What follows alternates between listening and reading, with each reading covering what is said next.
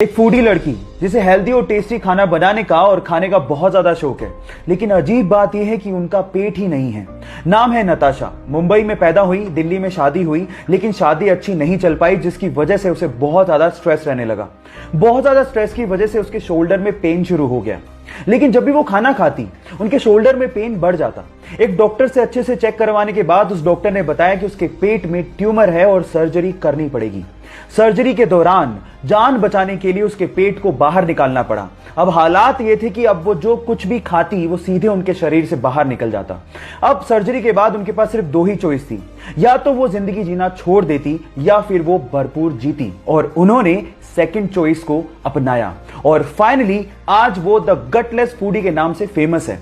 नताशा की जिंदा दिली के लिए मैं उन्हें दिल से सलाम करता हूं। एक दुबला पतला सा लड़का अपने देश की सेवा करने के लिए फौज में भर्ती होना चाहता था और उसके लिए वो ट्रेनिंग भी ले रहा था।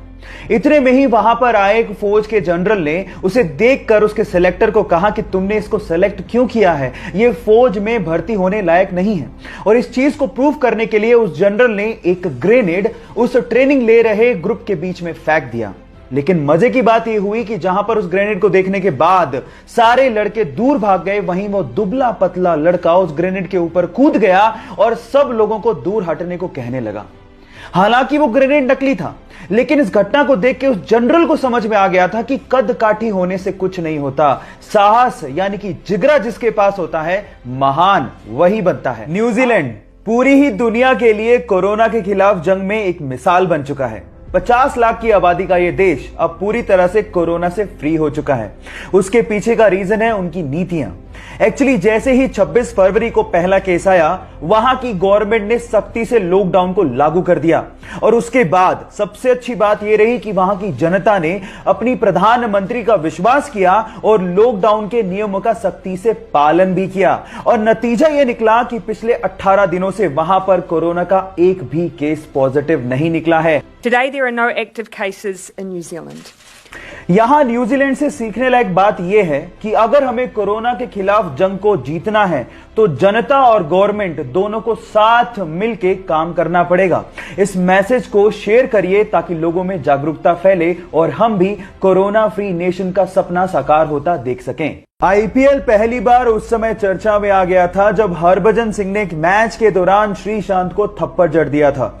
एक्चुअली हुआ कुछ यूं कि मुंबई इंडियंस किंग्स 11 पंजाब के खिलाफ मैच हार गई, तो उस टाइम पे किंग्स 11 पंजाब के गेंदबाज श्रीशांत ने हरभजन सिंह, जो कि मुंबई इंडियंस के कैप्टन थे, उन्हें कहा हार्ड लक। तो इस बात पे आपा खोते हुए हरभजन सिंह ने श्रीशांत को थप्पड़ जड़ दिया और इसी वजह से आईपीएल के पूरे सीजन के लिए हरभजन सिंह को बैन कर दिया गया और बीसीसीआई ने 5 वनडे मैचों के लिए भी हरभजन सिंह को बैन कर दिया।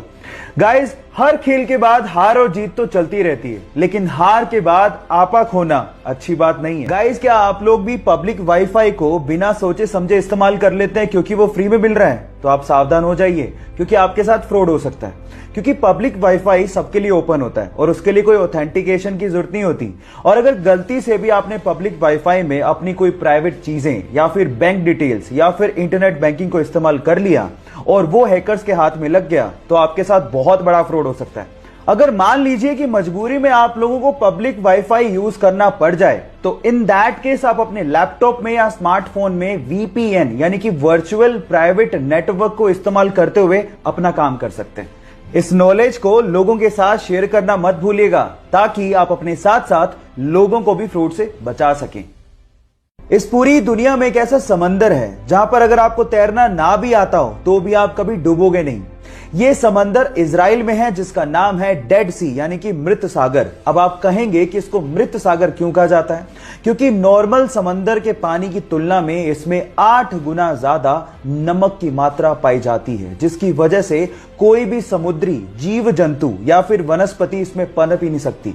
इसमें मिनरल्स और सॉल्ट इतने ज्यादा हैं कि इसकी वजह से इसकी डेंसिटी बहुत ज्यादा है और उसी वजह से आप इसके ऊपर फ्लोट करते हैं और कभी डूबते ही नहीं है। साल 2020 एक ऐसा साल है जिसमें हमें अजीब अजीब सी घटनाएं देखने और सुनने को मिल रही हैं और कुछ ऐसा ही देखने और सुनने को मिल रहा है महाराष्ट्र के बुल्ढाना जिले की लूनार झील के लिए, जहां का पानी अचानक से लाल हो गया।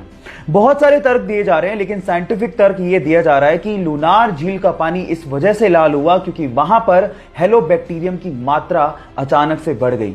बाय द वे, जिसको नहीं पता उसको मैं ये बता देता हूं कि आज से 52,000 साल पहले एक बहुत बड़े उल्का पिंड के गिरने की वजह से लूनार झील का निर्माण हुआ था।